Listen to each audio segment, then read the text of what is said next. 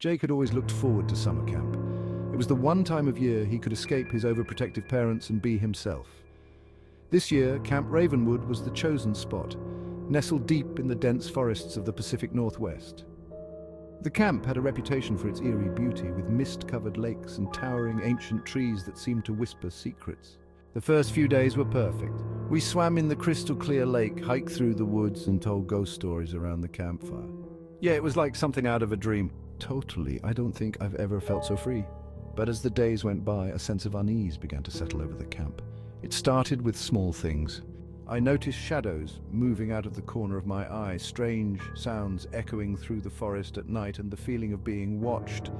I shrugged it off as nerves and overactive imagination, but the other campers seemed to sense it too. Whispers of an old camp legend began to circulate. The story of the Wendigo, a monstrous creature that haunted the woods, hungry for human flesh. The tale sent shivers down Jake's spine, but he laughed it off with his friends, trying to maintain his composure. One night, as the campers were gathered around the fire, I decided to share the full story.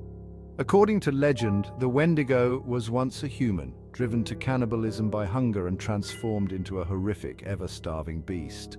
That night, Jake awoke to the sound of rustling outside his cabin. He sat up, heart pounding, and peered through the window. In the dim moonlight, he saw something move between the trees, something tall and gaunt with glowing eyes. He blinked and it was gone. Sarah, a quiet girl who loved to sketch by the lake, had vanished without a trace. The next morning, one of the campers was missing. The counselors assured everyone she had just wandered off and would be found soon, but Jake saw the fear in their eyes. A search party was formed, and the campers were instructed to stay in groups at all times. We have to do this. We can't just sit around and wait. One evening, Jake and his friends, Matt and Lisa, decided to take matters into their own hands. Armed with flashlights and a sense of determination, they snuck out of their cabin and into the forest. They were going to find Sarah and the others no matter what. Yeah, let's find them. We can't leave them out there alone. Stay close and keep your flashlights on. We don't know what's out there. The forest was unnervingly quiet as they ventured deeper, their flashlights casting eerie shadows on the trees. They called out for Sarah, their voices swallowed by the darkness. "Sarah, where are you?" "Sarah, can you hear us? Sarah, please say something." Suddenly they heard a faint cry for help. Jake's heart raced as they followed the sound, finally coming to a small clearing. There in the center was Sarah. She looked pale and frightened, but alive. "It's here, the Wendigo. We need to leave now." Before they could react, a chilling howl pierced the night.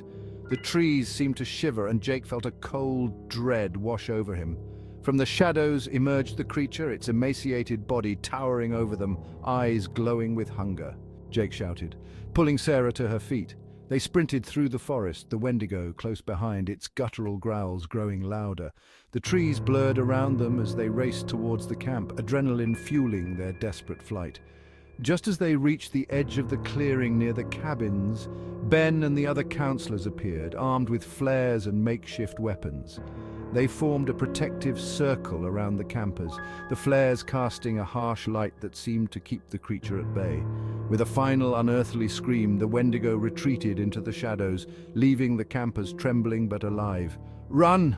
I think we're safe. For now, is it gone? Did we make it? Stay together, keep the flares up." I can't shake it. That night, it feels like it was just yesterday. The following morning, the camp was evacuated. Parents arrived in droves to take their children home, the summer cut short by the nightmare in the woods. Jake never spoke of what happened that night, but the memories haunted him.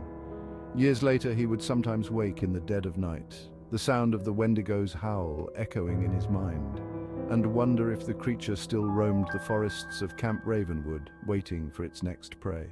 The echoes of that fateful night lingered, a constant reminder of the horrors that lurked just beyond the light.